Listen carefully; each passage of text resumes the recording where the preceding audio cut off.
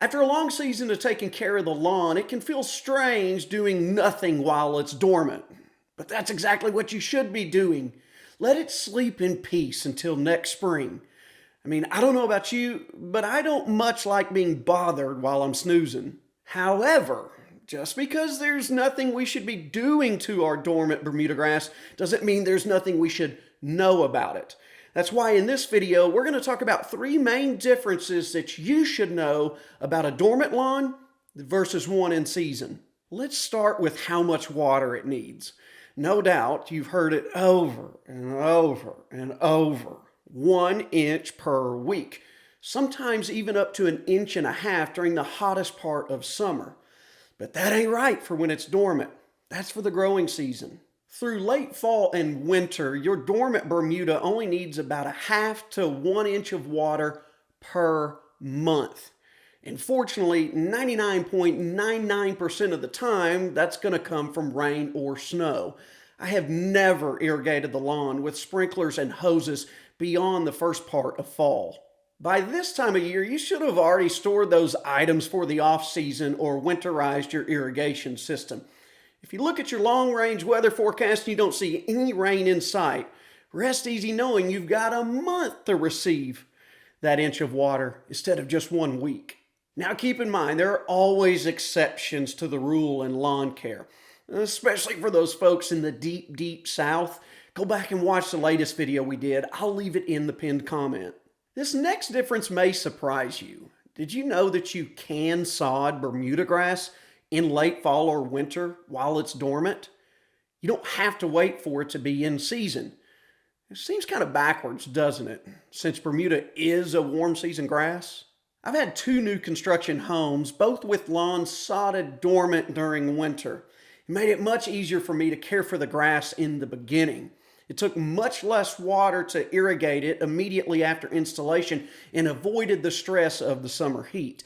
Not to mention, it's great for erosion control on bare property. Here again, Mother Nature typically takes care of the new sod's water needs during this time of year. As long as the turf stays moist and not saturated, you're good to go. Otherwise, you can leave it alone just like an established lawn. It will start to green up and really establish its roots when it heats up in spring.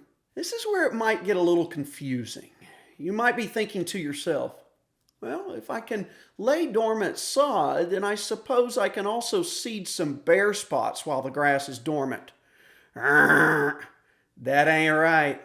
Dormant sod does not need heat to be laid, but Bermuda grass seed does. You cannot seed a dormant Bermuda grass lawn with Bermuda in late fall or early winter. This time, you have to wait until it's in season. It won't be warm enough for the grass seeds to germinate and will be a complete waste. You've probably heard the term dormant seeding before for cool season grasses. It's where you apply seed when soil temperatures are too cold for germination, but before the ground freezes solid. The seeds lie dormant until the spring when the conditions are right to sprout. That's not a thing for warm season Bermuda grass. With all that said, the biggest question of all is, why would you want to seed Bermuda with Bermuda in the first place? Even if the conditions are right. It's usually not considered a good idea unless you're matching the exact variety. You probably have a hybrid Bermuda. Hybrids are a higher quality and established from sod, plugs, or sprigs.